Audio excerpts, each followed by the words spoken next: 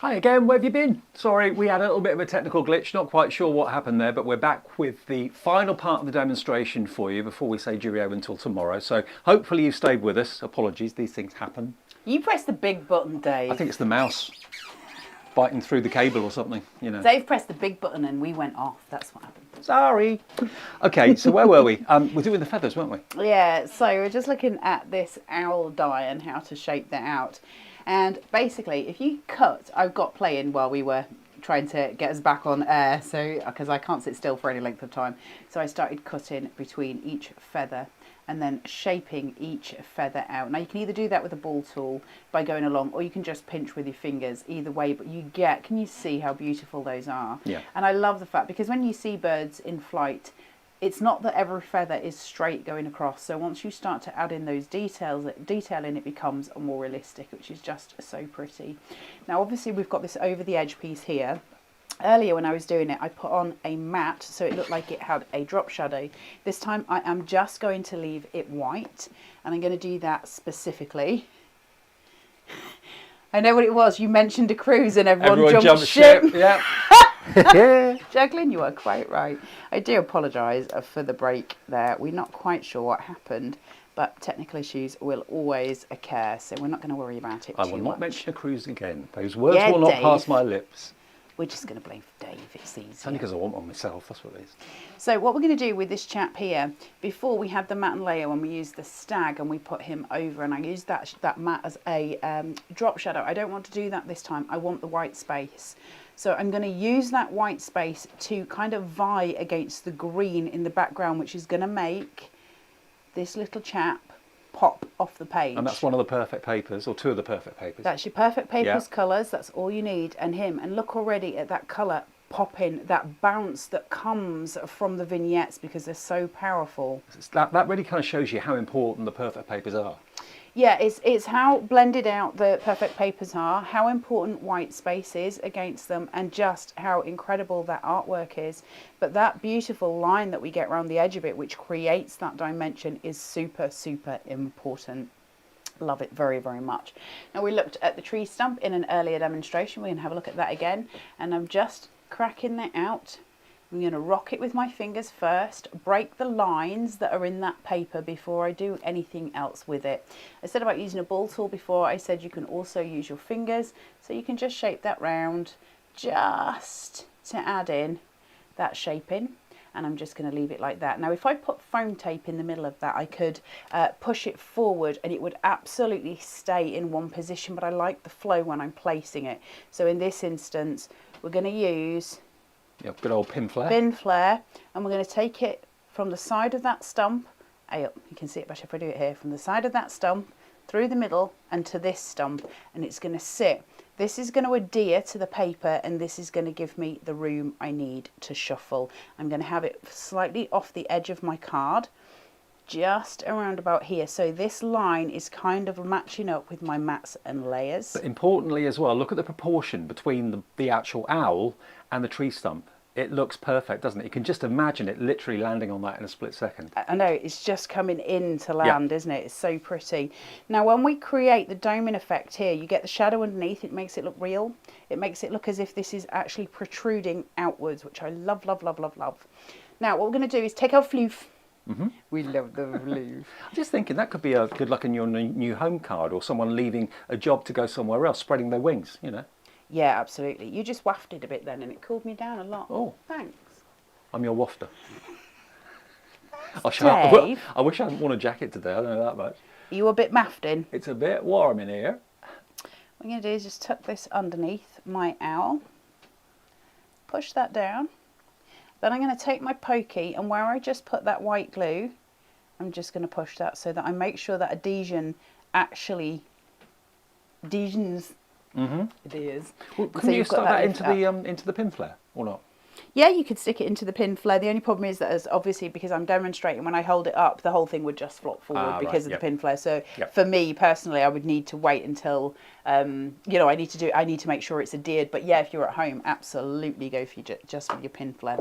Right, what we're going to do is bring it in some I talk all the time, don't I, about draw in the eye to the centre of the card. I want the focus of my card to be the owl, but it's too plain like it is. I need some colour and I need some life and some fun and have some, you know, depth brought into it. So we're going to have a look at these peonies here.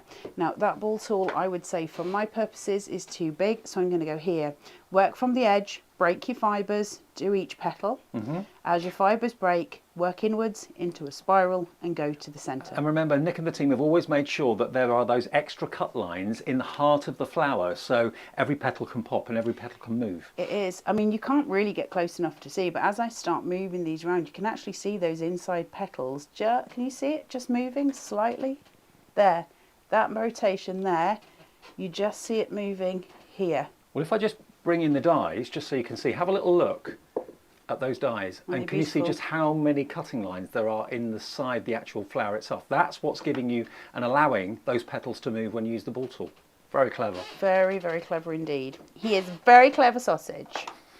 We just don't like to tell it into his face. So we're just going to place this here. I'm going to place the flower in my corner, so I'm using that corner element, tuck it through. So now what we've done, it's called nature in motion, as we said, because the animals are all in motion. So that owl, I know visually that owl is coming from the top and working his way down the card. So in order to counter that, because I don't want just a downward motion in it, I'm adding height upwards. So which makes sense in my head. It means that there is movement behind. So we're layering up all of those elements, and that allows that motion to come through. But obviously I don't want this to be completely naked, because nobody likes to be completely naked. Well, actually, some people do like to be naked. I don't. I'm not going down there. So I'm just going to turn this over and I'm going to work in. So from here, we're working from the outside, and we're going to go and work to the inside. It's so satisfying to do that as well, because it kind of takes shape before your eyes. Yeah, it does. Isn't it funny how it works as well? Yeah. So break your fibres on the outside of your paper, so that as you work your way to the inside of the paper, each piece will give, and as it gives, you can create your dome. Look how beautiful that is. Perfect. Isn't that so pretty? And then we're going to do the same with the little ones. Not so much need to go out to win for those, because they're just a small area. It's when you're working in those big areas, we've got to break those fibres in the paper, and that's how you do it. We're then going to turn that over so we can see that dimension here. Pull these forward, fill it with some gel glue, poke it up, place this on this corner, so we're now opposing. So we're drawing in from here to here. So we're bringing in that flight path. You can see now I've got that clear line that comes down for that flight path. What I don't want to do at this point is put another floral up here. It will overcompensate and it will drown my card completely. It's too much, there's too much function there. Plus, because I've got the stump at the bottom, I won't have the symmetry that I would expect. It will completely imbalance the card and make it look too light at this point. Also, I suppose it wouldn't make sense, would it? Because if you've got like a big clump of flowers at the top, how did the owl get there in the first place? Well, it's a magic owl, so Okay. the owl can do anything he chooses, but I can't, because then my brain goes a little bit fuzzy with all of the things that don't work. So we're just going to use our beautiful little fairy tale piece. Now the reason I'm using this is because it's that very beautiful green that is the matching colour to the vignettes that sit behind it. Okay. So those backing papers. So what we're doing, we're filling some white space. This would still be considered white space even though it's green. We fill that white space, but we don't overcompensate that white space. So all we're doing is just tone on tone. So it's coming in through the branches of the trees. Pulling it out. There you go. There you go. Can you see? Yeah. So what we're doing effectively is cooling that tone. So we've still got the corner element, we've still got a reason, there is a purpose for that to be there. We've cooled those tones completely down because we've got that very hot pink and red here. So they're, you know, massive aspects. If I'd put another one here, we just take away from the owl completely, and that's such a shame. But what we can do then is just fill in some space here with a beautiful sentiment, and it will all absolutely come together. So I've stamped out on one of the circular silver branch nesteds the sentiment "sending you love," because obviously the owl is coming in and sending love, and I'm just going to place that centrally on this piece so that it's framed out by the two pieces on the side. So this piece, and when that hasn't shifted so much with me pin flare, on this piece here. So you have this beautiful reason, there's a reason for it to be there, and that then creates the most intricate and beautiful gatefold. What a gorgeous card. I mean, if you want my advice, for what it's worth, do go for the perfect papers as well, because that demonstration in particular proves just how important having the right colour cardstock as the backgrounds or as your card blank is. Because if you get the colours wrong, you can ruin the entire look of the card. That's why the perfect papers are just $14.95. If you want to add them in, please feel free to do that. Remember, you can also have one of the smaller collections. For example, there, if you just want the animals, that's available for just under £50, and that's 220415 if you just want those. Very perfect papers in gorgeous colours of blue, of green, of yellow and mustard and gold. $14.99 is the price. And remember, if you're outside the UK, you can have this shipped for $4.95 if you just buy the dies. If you buy the perfect papers as well, it will just be $14.95, but then of course you won't be charged the VAT like we have to pay in the UK. In the UK, it's free P&P on the main collection and just $2.95 on the perfect papers. Well, tomorrow, remember, there will be more shows with this brand new collection. It is exclusive to us for a period of time. You won't find this anywhere else for a while. You're back with Dawn tomorrow. I'm going to be tuning in. I might even pop in.